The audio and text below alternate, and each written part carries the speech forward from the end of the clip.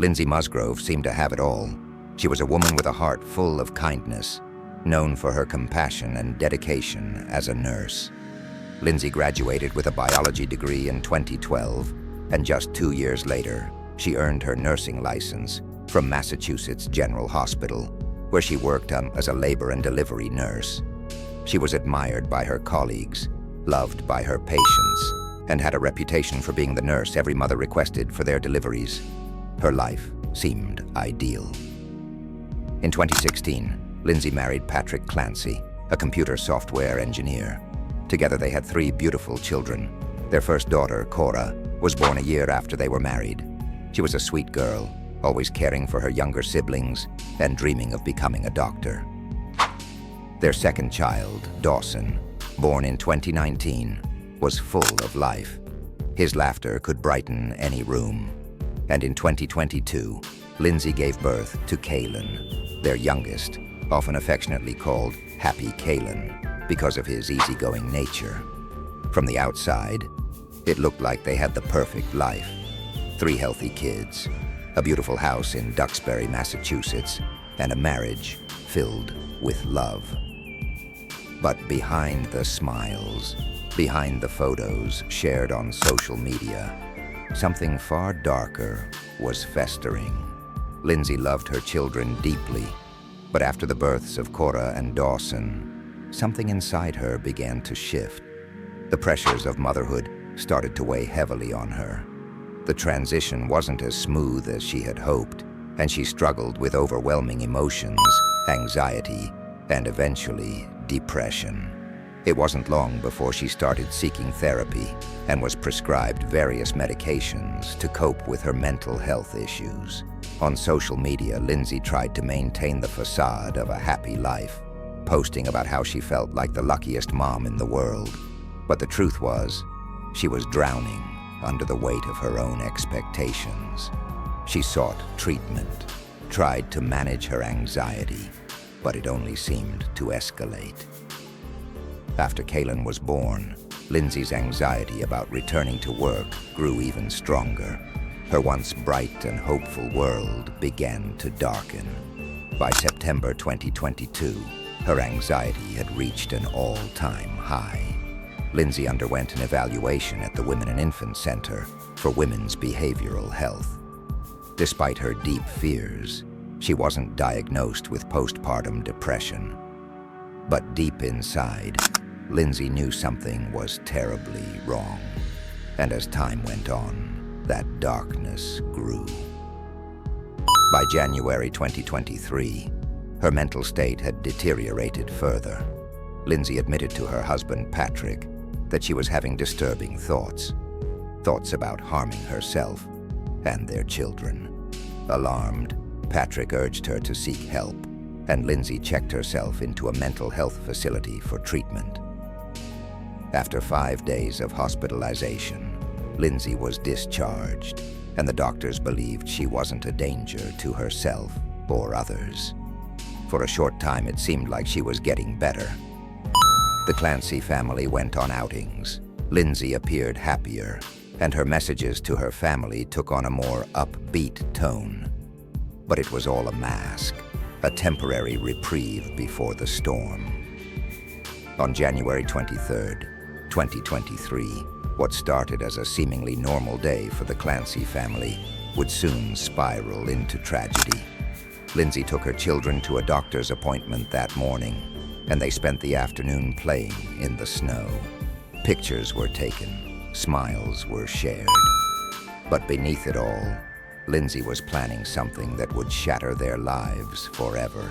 At 5:10 p.m., Lindsay placed a takeout order from a nearby restaurant and asked her husband, Patrick, to pick it up on his way home. It seemed like an ordinary request, nothing to hint at the horror that was about to unfold. Patrick left the house at 5:15 p.m. to pick up the food, stopping by a CVS pharmacy to grab some medication for the kids. During his 14-minute phone call with Lindsay while driving, everything seemed normal. There was no sign of the nightmare that awaited him. When Patrick returned home around 6 p.m., He knew something was wrong the moment he walked through the door. The house was eerily silent. No sounds of his children playing, no familiar voices. His heart began to race. He called out to Lindsay, but there was no answer. Panic gripped him as he ran upstairs to the master bedroom, only to find the door locked. A door that Lindsay had never locked before. Desperation set in as Patrick forced the door open. What he saw inside would haunt him forever. Blood was smeared on the floor and windowsill, and a knife lay ominously on the bedside table. He rushed to the window and looked outside, where he saw Lindsay lying on the ground, her body broken and bloodied from a 20-foot fall. She had slashed her wrists and neck in an attempt to take her own life. Patrick's mind was spinning. He dialed 911, his voice filled with terror as he rushed outside to his wife. Lindsay was conscious but barely responsive, muttering in a cold, detached voice that she had tried to kill herself. But it was what she said next that chilled Patrick to the core. The kids. They're in the basement. Patrick rushed back into the house, sprinting to the basement, each step heavier than the last. When he reached the bottom, he was met with a sight too horrific to comprehend. There, on the cold floor, lay his 3 children, Cora, Dawson, and baby Callan, each with an exercise band wrapped tightly around their necks. Patrick screamed for help, begging his children to wake up, but it was too late. Cora and Dawson were pronounced dead at the scene. Baby Callan, still clinging to life, was rushed to the hospital but tragically succumbed to his injuries days later. In the span of less than 20 minutes, Patrick's entire world had been torn apart. The woman he loved, the mother of his children, had done the unthinkable. The beautiful life they had built together was now nothing more than a shattered memory. Lindsay survived her fall and was immediately charged with the murder of her 3 children. The community was in shock. How could someone who seemed so loving, so devoted to her children, commit such a heinous act?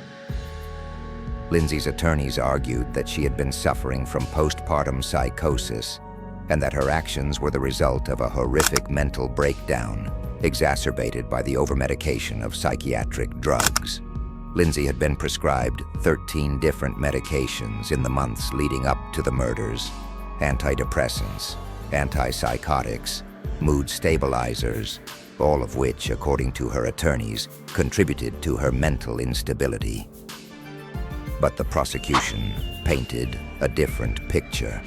They claimed that Lindsay's actions were premeditated, citing her internet searches for ways to kill and her growing resentment toward her children, particularly Cora and Dawson. Experts began to weigh in on the psychological state that could drive a mother to commit such an unthinkable act. Filicide, the deliberate act of a parent killing their child, is one of the most incomprehensible forms of violence. In some cases, parents commit filicide out of a distorted sense of altruism, believing that by killing their children, they are saving them from some imagined suffering. In other cases, it's the result of psychosis, where a parent's perception of reality becomes so warped that they see their child as a threat or burden. For Lindsay, her postpartum struggles, coupled with overmedication, likely created a perfect storm.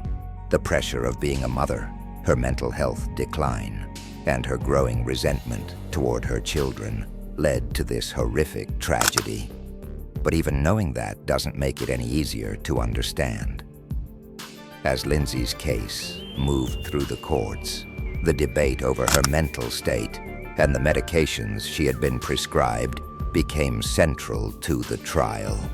Her attorneys argued that she had been over-medicated and that the combination of drugs she was taking had caused her to lose control of her actions.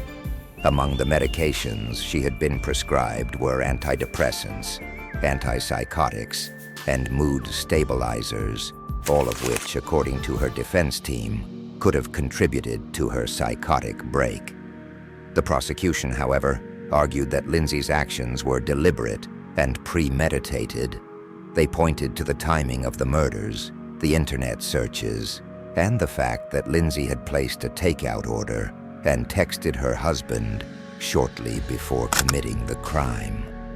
To them, these were signs that she was fully aware of what she was doing and had planned the murders in advance. As the trial progressed, experts on both sides weighed in. Some argued that Lindsay's mental health issues were so severe that she couldn't be held fully responsible for her actions. Others believed that while she may have been struggling, she still had the capacity to make decisions and should be held accountable for her crimes. In the end, the case raised more questions than answers. How do we balance the need for justice with the understanding that mental illness can drive people to do things they would never normally do? How do we prevent tragedies like this from happening in the future? In the midst of all this, Patrick Clancy has been left to pick up the pieces of his shattered life. Despite everything, he has shown an extraordinary amount of grace and forgiveness. In a statement he released, Patrick expressed his deep love for his wife and his belief that she had not acted out of malice, but out of the depths of a mental health crisis. He spoke of his 3 beautiful children, the joy they brought into his life, and the overwhelming pain of losing them. Patrick has chosen to focus on honoring their memory. He ran the Boston Marathon in their names, raising money for the Boston Children's Hospital. But no matter how much time passes, the scars of that fateful day will never fade. The story of Lindsay Musgrove and her family is a heartbreaking reminder of the devastating consequences of untreated mental health issues. It forces us to confront difficult questions about mental illness, parental responsibility, and the justice system. How do we protect those who are struggling? How do we ensure that tragedies like this never happen again? It's easy to look at this story and think, this could never happen to me. But mental health crises just don't discriminate. They can happen to anyone at any time. And without the right support, the consequences can be catastrophic. If you or someone you know is struggling with mental health issues, please reach out for help. No one should have to face these challenges alone. Thank you for watching this story. Please like, comment, share, and subscribe to our channel for more true crime stories and deep dives into the most heart-wrenching cases.